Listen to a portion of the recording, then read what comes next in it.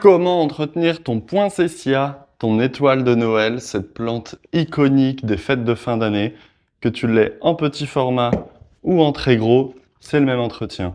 Tout d'abord, elle adore la chaleur. Donc c'est une plante d'intérieur qui aime entre 15 et 23 degrés. C'est la température idéale. Donc la température d'un intérieur à cette saison, c'est parfait.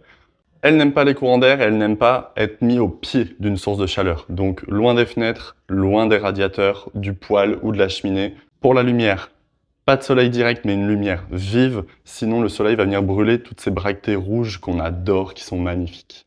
Pour l'arrosage, dès qu'il y a 1 ou 2 cm en haut du terreau qui est sec, on arrose.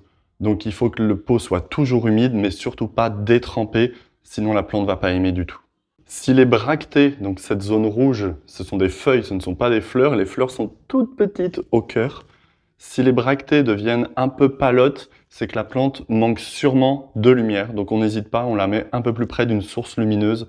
Si en revanche le bord des feuilles et des bractées devient un peu brun-marron, c'est que l'air est trop sec.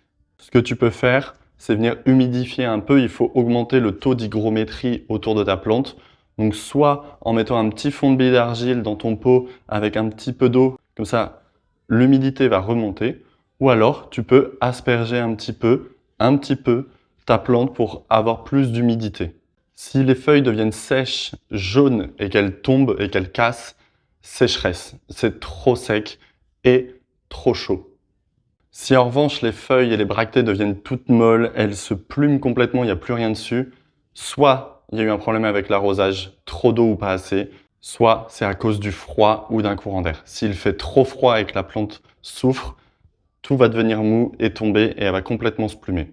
Pour résumer, un terreau bien humide constamment sans être complètement détrempé, loin d'une source de chaleur, loin du soleil direct, mais en pleine lumière. Et voilà comment entretenir cette plante zinzin qui existe en rouge bien sûr, mais aussi en blanc et en rose. Elles arrivent très bientôt à la boutique. Si tu veux plus de conseils, n'hésite pas à t'abonner. Je te laisse liker, commenter, partager, republier, que sais-je. Je te fais des gros bisous et je te dis à très vite. Ciao!